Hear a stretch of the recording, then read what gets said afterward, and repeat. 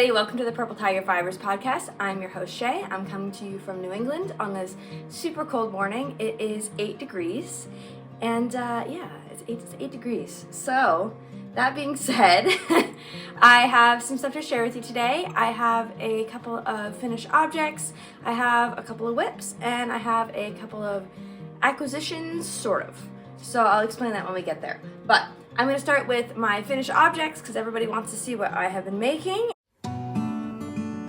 And I'm going to start with these little cotton towels. So I also crochet, and I can't remember the name of this stitch for the life of me. It starts with a T. I will try to remember to leave it somewhere on the screen so that you guys can look at it if you want. I will try and give you a close-up.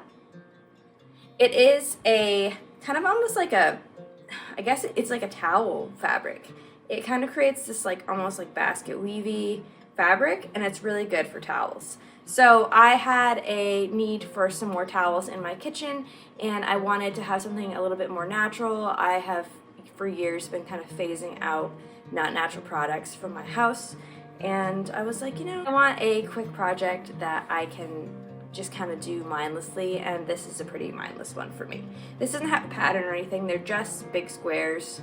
I don't know what size hook I used. I have one more on my hook here. Let's see, I used a I hook or a size 9.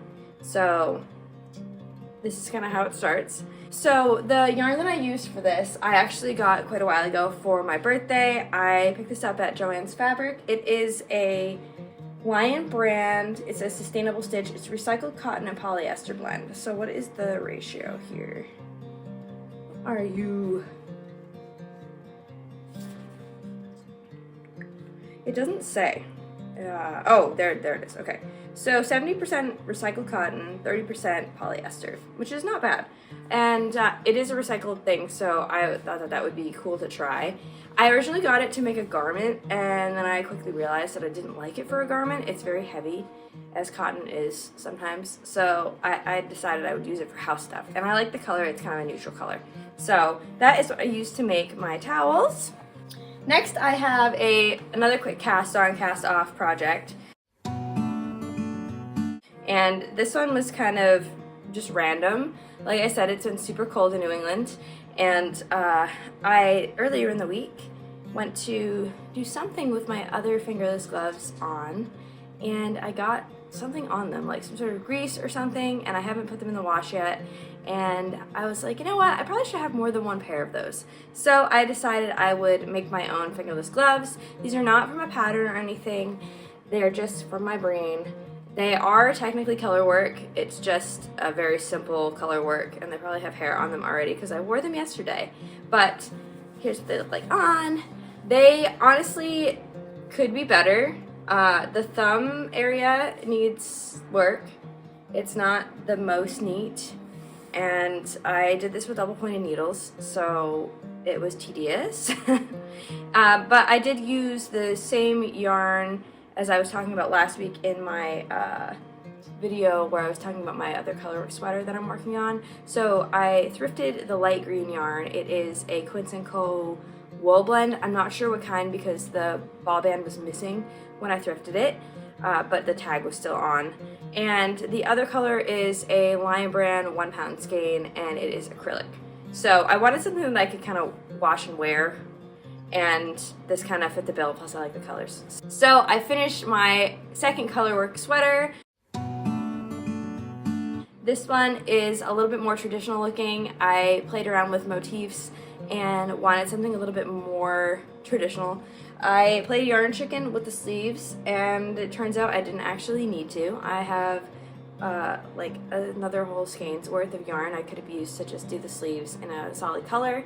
But that's okay because I kind of like that it has like a contrast situation on the sleeve and a little bit of color work. So this pattern is completely from my brain. I just did it in a with circular needles in a like a circular yoke style, and then I split for sleeves and did the body and then attached sleeves with double pointed needles. So the bottom has a fairly thick double rib, and then I did a split hem because I have wide hips and I don't like when I put on a shirt or a sweater and it gathers up like at the top of my jeans because my hips are so big that it doesn't have enough room to flare out. So we fixed that. That's one of the pluses about being able to make your own clothes and do your own designs, is you can fit the item to your body. And who was I watching? I was watching another YouTuber who was talking about modifications to existing sweater patterns and how to make them fit you. I think it was Wool Needle Hands. Wool Needles Hands. I will leave her hashtag or her handle here and down below in the comments because I really enjoy watching her stuff. But so I will go over again the yarn real quick. This darker green here is a Quince & Co. It's called Ibis, and I don't think that it's on the website anymore. If you can hear clicking, I have a puppy. So I think it's discontinued. I thrifted it, and it's a beautiful, beautiful like forest green color. I really, really love the color. It's super soft. It is a 50% wool, 50% mohair blend. And the lighter green here is again Quince & Co. It's just a regular like 2-ply wool. I don't know what the like tag is. Like I said before, I used it in the fingerless gloves and the ball band was gone. The white is a repurposed sweater yarn. It is some blend of wool and it had wool, mohair, and a couple of other like polyamide things in it. It was a commercial sweater that I took apart because I liked how soft it was and I wanted to reuse it. The brown is the Lion Brand 1 pounds. It's 100% acrylic. So the little brown here is a beautiful undyed natural wool, and I don't know anything about what the brand is or anything. It didn't come with anything. It was just a little tiny ball. I got it in like a bag of like scrappy bits, and I'm kind of sad about it because it's such a beautiful color and I really, really want to make a whole sweater out of it. So I'm going to be hunting to see what I can find in the future to find a sweater that I can make with that color. And on the cuffs, it's the same thing. I used more of the browns and the cream.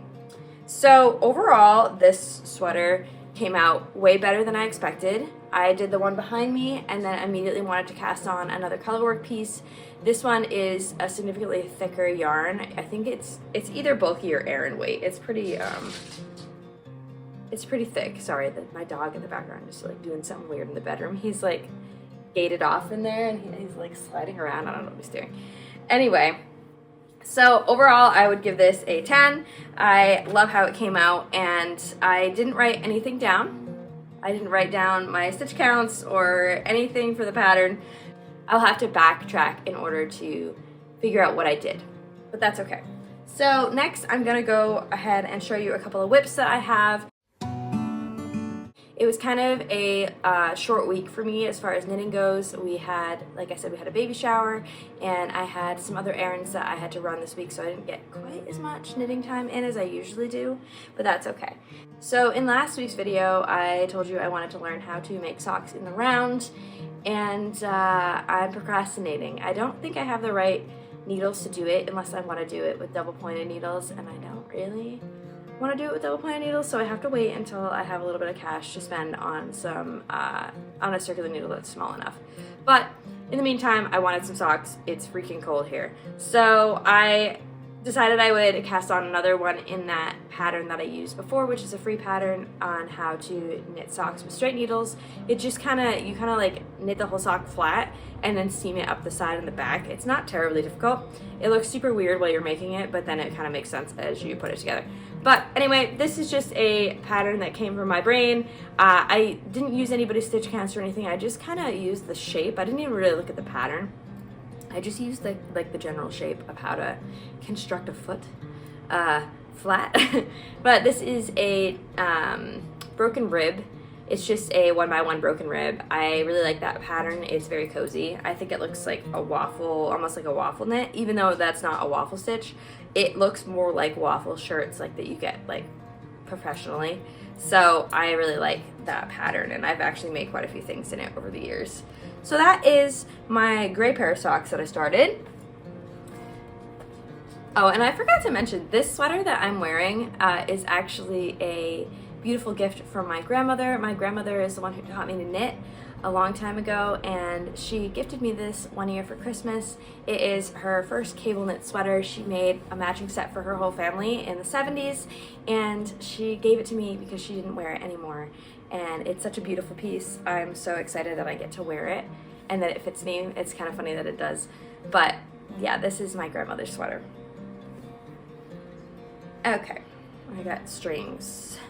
This is like, I don't have any of those like threads that you put your like project on to try it on, so I'm just using random bits of string. Anyway, so this is a second pair of socks. Yes, I casted on the same sock in 2 different colors instead of doing both socks and then casting on another pair. Don't at me. This one is exactly the same. I think I worked the cuff slightly shorter on this pair, and if you can hear like beeping, it's Sunday at my house and it's laundry day, so please ignore that. But this is worked up in that same fabric from my colorwork sweater behind me, which is a blend of 3 different merino strands and 1 of 100% cashmere. And I have a sweater quantity worth of this, so it was all like super fine lace weight. And what I did was I actually held it all together. So there's 4 strands here, which makes kind of a sport weight by itself. So I'm actually holding it double again. So maybe like a DK weight at this point to make these socks. I wanted something in this color on my feet, and I think I have enough to do this and to make a sweater with it. If not, it's not like a big deal. I'll use it to make other accessories. But it is this really pretty like marled green.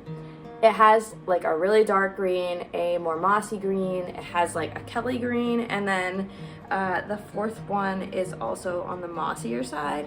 So it makes this really pretty color. This kind of like, I don't know, like it just reminds me of the forest. So I am excited to work on this one more than the gray, which is funny because I literally cast them both on last night. So that is my socks that I am making, and then my last whip would be this. So this is going to be a circular yoke sweater in a solid color, and this is a yarn you might recognize if you've watched previous videos. This is a reclaimed yarn that was actually already knit up into another project. If you've seen, like I said, if you've seen my What I Knit in 2023 video, this yarn was earmarked to get frogged and then make something else with. It is a combination of 1 strand of 100% merino and 1 strand of acrylic and wool, and it actually is kind of made of boucle fabric. The 100% acrylic sweater, or whatever it was, I can't quite remember. I didn't realize when I was looking at the sweater before I started to take it apart that it was kind of a thick and thin yarn. And so mixed with the wool, it kind of creates this boucle fabric. But I really love the color, and it's really soft, and it actually is like slightly stretchy. It must have some sort of an elastane, maybe in the acrylic yarn. I'm working it up on a more open needle here, like a bigger needle than it probably needs. It's probably like a lace weight. And I did that on purpose. I want something that I can layer with for any season. And like I said, it's going to be a in the round yoke. Exactly the construction of these guys, just in a plain color, and I'm gonna try to make it slightly oversized. These ones I ended up making like pretty fitted. That I don't know if that was like really intentional. I just kind of played around with it as I like tried it on, and it just kind of worked out that they were more fitted. So this one I'm gonna try to make slightly oversized, like in the like shoulder area. I'd like to have it kind of like open on the top so that I can wear like a tank top under it or whatever for layering. So that is all of my whips, I think. All of my whips to speak of, anyway. And lastly, I have a couple of acquisitions. So these are actually thrifted sweaters. So I have been talking a lot about repurposed sweaters and how I steal the yarn and use it for other things. So I thought I would show you a couple of the sweaters before I destroy them and turn them into something else. So this is a Talbot sweater, and it is 100% cashmere. It is extremely soft, but as you can see, there is a hole.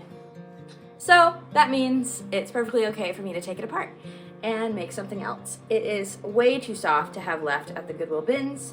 Most of the stuff that leaves the Goodwill bins just goes to the landfills. So I try to save what I can when I go there, and that is what I saved this week. And then I have a Smart Wool, which is, I think it's 100% merino sweater. This I think is a men's sweater. Okay, so it's merino acrylic nylon. So it is a pretty kind of like, it's almost like a golden yellow, but it's like darker. It borders on brown. But it is a lot of yarn, and as you can see, there's a ton of pulls and whatnot. I originally got it to sell, but it's just a lot of work to try to fix all the pulls and everything before I list it. So I decided, oh, I have a sweater quantity of yarn here. So I'm gonna take it apart and see what I can do. I'm just like double checking that this is the right kind of sweater to take apart. Yeah, it looks like it would be fine. So I'm gonna take it apart and see what I can do to make something with it. This one I might end up making something for somebody else. It's not necessarily my color, so that one might become a gift knit at some point. So that is everything I have to share with you guys today. I know it was a little bit of a shorter video compared to last week. I didn't want to skip a week, so I decided I would show you just what I was working on anyway. I hope that you had a great week, and thank you so much if you made it to the end of the video. If you did, don't forget to leave a little yarn emoji down in the comments, and I will see you next time. Bye!